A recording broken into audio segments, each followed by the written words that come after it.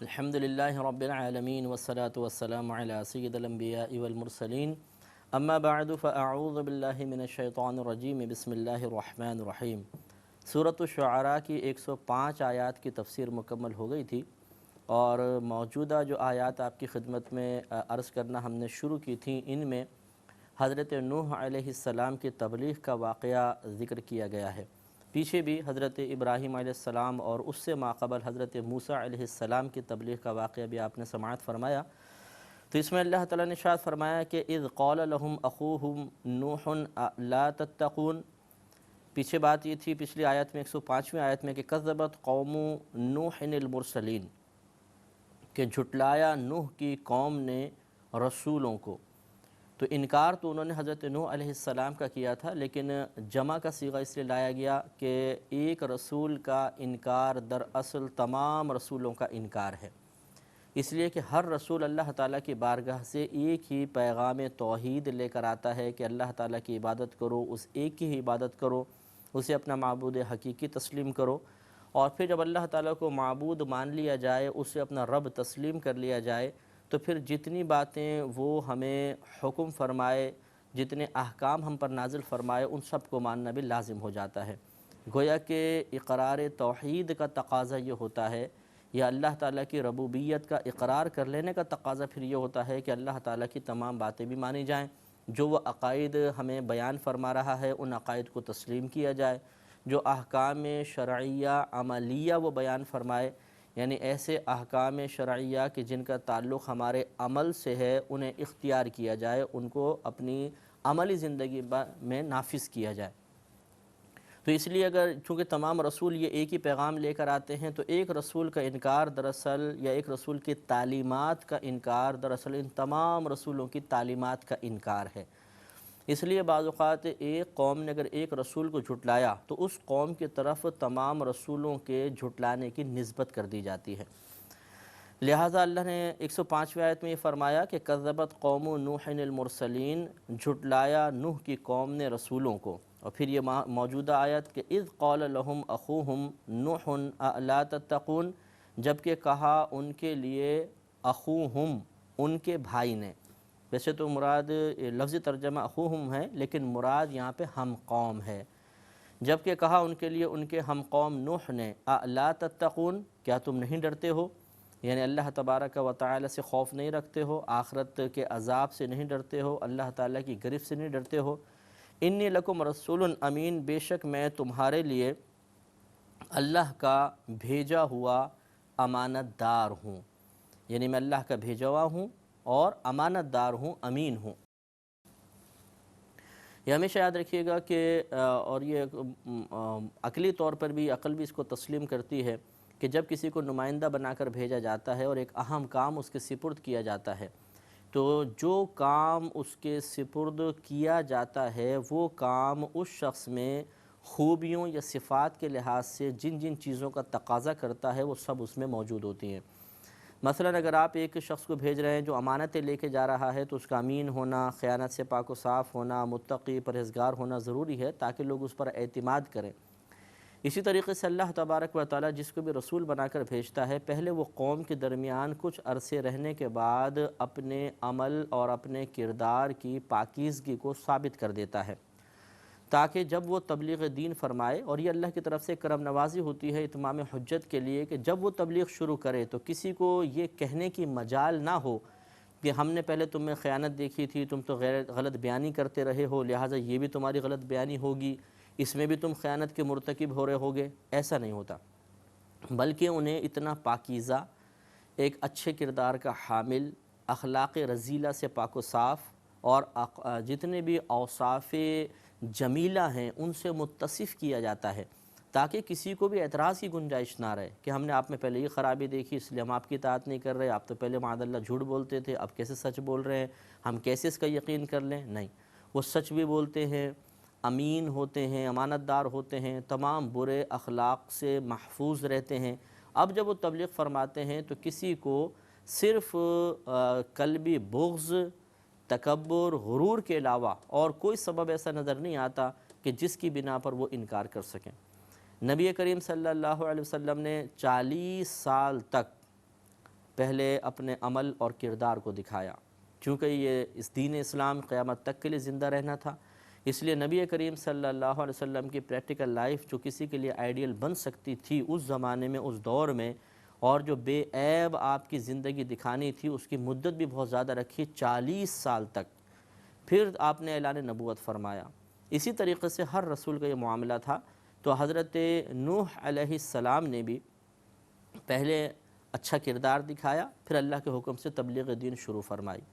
اور یہ بھی آپ رسولوں کا ایک طریقہ دیکھیں گے، جیسے نوح علیہ السلام کا طریقہ کہ پہلے آپ نے اپنے اوصاف بیان کیے کہ میں اللہ کا رسول بھیجا ہوا ہوں، امین ہوں، امانت دار ہوں۔ اس میں مراد خدا نخواستہ اپنی کوئی تعریف کرنا نہیں ہے، کوئی تعریفی پہلو ڈھونڈنا نہیں ہے، بلکہ سامنے والوں سے ان کے قلبی یا ذہنی لحاظ سے ایک اقرار کروانا ہوتا ہے کہ تم مجھے امین تسلیم کرتے ہو، اس میں کوئی شبہ تو نہیں؟ تو چاہے وہ زبان سے نہ کہیں، ان کے دل تسلیم کرتے ہیں کہ ہاں ٹھیک ہے، آپ واقعی امین بھی رہے ہیں، اور کوئی آپ نے خیانت بھی نہیں کی ہے، کوئی ایسی بے مروتی کی بات بھی نہیں کی ہے۔ یہ اصل میں اقرار کروانا اس لیے ہوتا ہے تاکہ اب جب کوئی بات آگے یعنی اللہ کا پیغام مثلاً پہنچایا جائے تو ان کی جو ایک فطرت سلیمہ رکھتا ہے، ایک صحیح ذہن رکھتا ہے، اس کے لیے کوئی مجال انکار نہ ہو، کہ جب وہ پہلے تسلیم کر چکا ہے کہ ہاں آپ بالکل ٹھیک ہیں، حق ہیں، سچ کہتے ہیں، تو اب کس وجہ سے انکار کر رہے ہیں؟ تو اب یہ اتمام حجت کے لیے ہوتا ہے، تاکہ انہیں میدان محشر میں جا کر کوئی ہیلہ نہ ملے، کوئی بہانہ نہ ملے، وہ یہ نہ کہہ سکیں کہ اللہ تعالیٰ ہمارے سامنے اچانک ایک شخص نے آ کے تبلیغ دین کا کہا تھا تو ہم اسے جانتے نہیں تھے، پہچانتے نہیں تھے، اس کا عمل و کردار ہمارے سامنے نہیں تھا، تو ہم کیسے اطاعت کر لیتے؟ تو اس لیے اللہ تعالیٰ نے اکثر ایسے ہوا کہ رسولوں کو ان کے ہم قوم میں ہی، یعنی ہم قوم رسول کا انتخاب فرمایا، ہم قوم شخص کا انتخاب کیا، اس کو ان کے درمیان رکھا، پھر اس کے عمل و کردار کو عمل و کردار کی پاکیزگی ان پر منکشف فرمائی، اس کے بعد پھر اعلان نبوت اور باقاعدہ تبلیغ کا حکم دیا۔ تو لہٰذا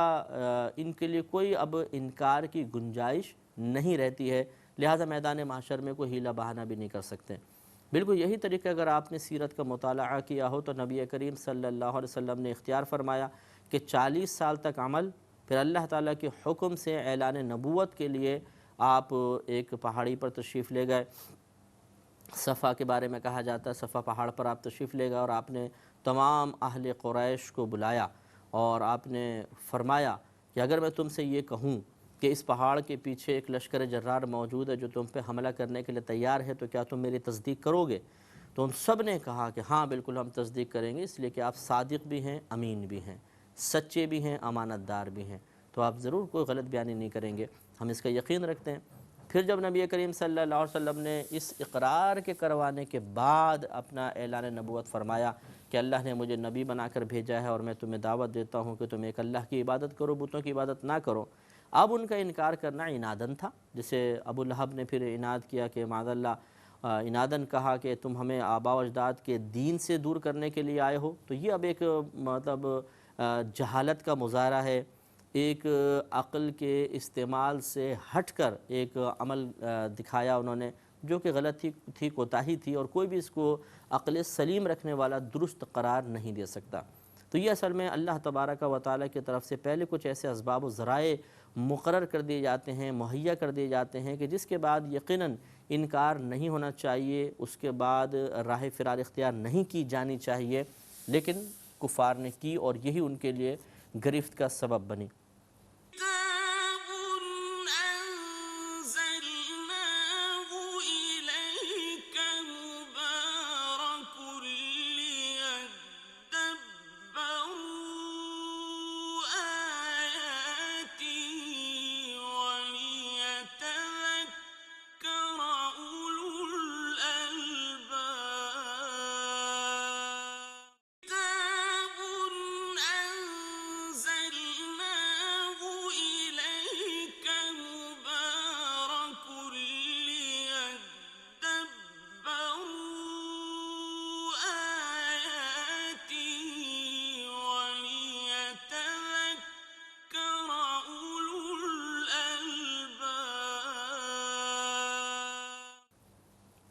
تو یہ آپ نے بیان فرمایا کہ انی لکم رسول امین، بے شک میں تمہارے لیے اللہ کا بھیجا ہوا ایک رسول ہوں، امانت دار ہوں۔ اس میں ایک پوائنٹ یہ بھی ذہن میں رکھ لیجئے کہ بوقت ضرورت اپنے فضائل و مناقب بیان کرنا یہ برا نہیں ہوتا۔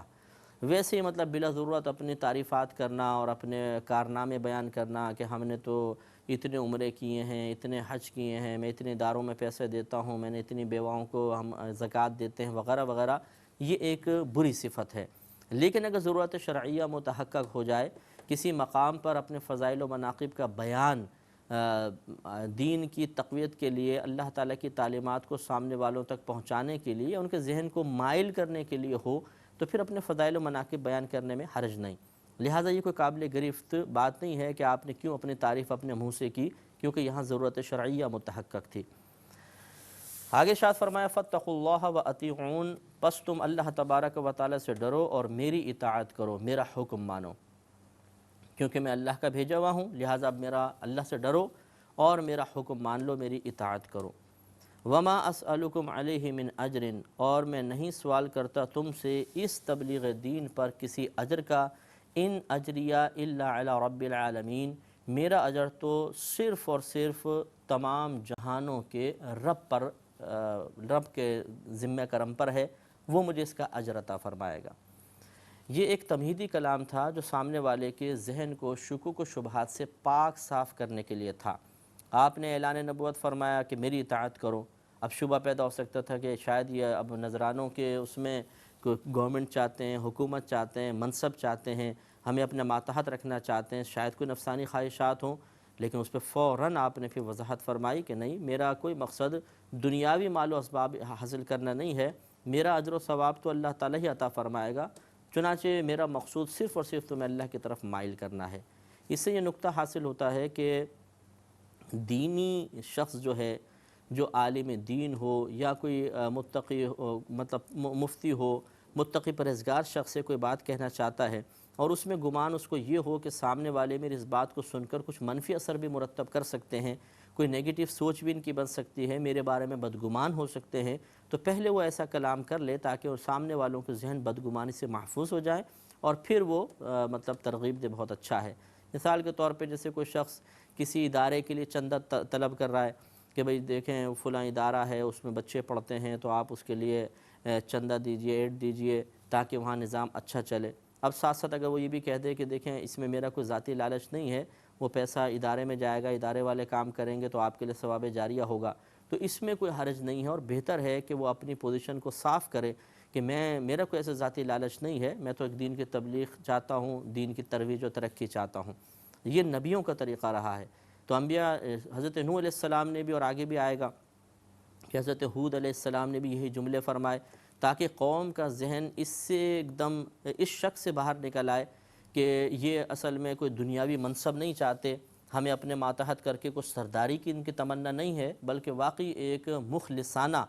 کوشش ہے کہ ہم اللہ کی بارگاہ میں ہمیں مقبول بنائیں، ہمیں اللہ تعالیٰ کے قریب کر دیں۔ تو جب آدمی سامنے والا یہ محسوس کرتا ہے کہ یہ اخلاص سے کوئی کام کر رہا ہے، کوئی دنیاوی لالچ نہیں ہے، تو پھر اس وجہ سے بھی کوئی راہ فرار نہیں نظر آتی ہے، یا فرار اختیار کرنے کا کوئی راستہ ایسا نہیں رہتا کہ وہ بھاگ جائیں۔ مثلا اگر یہ شبہ پڑ جاتا کہ بھئی یہ اپنی سرداری چاہتے ہیں، تو یہ ایک عذر معقول ہو سکتا ہے کہ بھئی تم تو دنیاوی منصب چاہتے ہو اور چاہتے ہو کہ ہم تمہارے ماتحت رہیں، ہم تمہاری اطاعت قبول نہیں کرتے۔ یہ ایک ہیلہ ہو سکتا تھا، ایک بہانہ ہو سکتا تھا، تو اس کی راہ بھی کاٹ دی گئی کہ نہیں، میں تم سے کوئی اجر طلب نہیں کر رہا ہوں، کوئی مزدوری نہیں، کوئی نذرانہ نہیں، کوئی مطلب میں پلاٹ نہیں چاہتا ہوں، کوئی مکان نہیں چاہتا ہوں، میری آ کے خدمت کرو، میری یہ تمنا نہیں ہے، بلکہ صرف اللہ تعالیٰ کی تم اطاعت کی طرف مائل ہو، اللہ سے ڈرو، میرا حکم مانو، جو میں اللہ تبارک و تعالیٰ کی طرف سے تمہارے لیے لے کر آیا ہوں اس میں تم میری اطاعت کرو۔ لیکن یہاں ضمناً یہ بات عرض کر دیتا ہوں کہ اگر کوئی جیسے پیر حضرات ہوتے ہیں، شیخ ہوتے ہیں، یا کوئی عالم دین ہیں، اگر کوئی شخص خود ان کی خدمت کرے اور وہ مطلب اس لالچ تمنا نہیں رکھتے ہیں، یا کسی سے ایسا قبول نہیں کہتے نہیں ہیں کہ مجھے دیا جائے، اور خود کوئی آ کے ان کی خدمت میں نذرانہ پیش کرتا ہے، کوئی ان کی خدمت کرتا ہے، تو اس میں کوئی شرعاً حرج نہیں ہوتا، اور یہ بہت ہی بہتر ہے کہ صحابہ کرام علیہم الرضوان کثرت کے ساتھ نبی کریم صلی اللہ علیہ وسلم کی بارگاہ میں نذرانہ پیش کرتے تھے، تحائف لے کر آتے تھے جس کو ہبہ کہا جاتا تھا، اور رحمت کونین صلی اللہ علیہ وسلم اسے قبول فرمایا کرتے تھے باقاعدہ۔ لیکن سرکار مدینہ صلی اللہ علیہ وسلم کی عادت کریمہ تھی، اکثر عادت یہی تھی کہ آپ تحفہ لینے کے بعد جواباً بھی کوئی تحفہ دے دیا کرتے تھے۔ اور اس میں بڑی اچھی حکمت ہوتی ہے کہ ایک بات تو یہ کہ جب آدمی کسی سے کچھ لیتا ہے تو اس کے احسان تلے دب جاتا ہے، تو یہ ہو سکتا ہے کہ پھر اس کی طرف زیادہ میلان ہو جائے، اس کی برائیوں کی نشاندہی نہ کی جائے، اس کی گرفت نہ کی جائے، اسے مطلب کچھ مزید سہولیات دی جائیں، جیسے عموماً ہوتا ہے۔ تو یہ اگر جواباً تحفہ دے دیا جائے تو پھر وہ قلب جو ہے کسی کے احسان تلے مرعوب ہو کر یا دب کر اس قسم کی کوئی غلط ایسا رویہ اختیار نہیں کرے گا کہ جس سے دوسرے احساس کمتری کا شکار ہوں۔ تو یہ نبی کریم دے دیا کرتے تھے۔ پھر دوسرا یہ کہ وہی بدگمانی سے محفوظ آدمی رہتا ہے کہ اگر ہر طرف سے لیتا ہی رہے، دیتا ہوا نظر نہ آئے تو لوگ کہیں گے دیکھیں جی یہ بیٹھ کے وصول کرنے کے لیے بیٹھے ہوئے ہیں۔ تو اس لیے نبی کریم صلی اللہ علیہ وسلم جواباً بھی تحفہ دے دیا کرتے تھے تاکہ سب پہ واضح ہو جائے کہ نبی کریم کوئی لالچ نہیں رکھتے ہیں مال کا، کیونکہ وہ تو سب کے ذہن میں تھا، لیکن منافقین جو تھے وہ ان باتوں کو بہت زیادہ مطلب یہ کہ وہ نکتے تلاش کرتے تھے، معاذ اللہ کوئی مل جائے اور ہم اسے لوگوں میں عام کر کے بدگمانیاں عام کریں۔ تو نبی کریم صلی اللہ علیہ وسلم کی عادت کریمہ تھی کہ آپ جواباً تحفہ دے دیا کرتے تھے تو اس قسم کے تمام فتنے دب جایا کرتے تھے۔ بہتر عادت ہے، ہمیں بھی اختیار کرنا چاہیے۔ تو سمجھانا یہ مقصود ہے کہ اگر کسی نیک شخص کو، کسی عالم دین وغیرہ کو کوئی تحفہ وغیرہ دے رہا ہو تو ہمیں اس پر بدگمانی نہیں کرنی چاہیے اور فوراً یہ نہیں کہنا چاہیے کہ دیکھو جی رسول جو تھے وہ تو کچھ نہیں لیتے تھے، منع کر دیا کرتے تھے اور یہ لیتے ہیں۔ تو رسولوں نے بھی منع نہیں کیا، انہوں نے تو اپنی تبلیغ پر ایک باقاعدہ اجرت کو منع کیا ہے۔ تحفے تحائف کو انہوں نے بھی منع نہیں کیا، اجرت کو منع کیا ہے کہ ہم اس پہ کوئی اجرت تم سے نہیں لیتے ہیں، کوئی ہمارا مقصود طمع ہمیں کچھ بھی نہیں ہے، ہم اللہ کی رضا کی خاطر تبلیغ کر رہے ہیں۔ اور ان کی طمع کے بغیر اگر کسی نے کچھ دیا تو پھر انہوں نے اس کو قبول بھی کر لیا، لالچ کے بغیر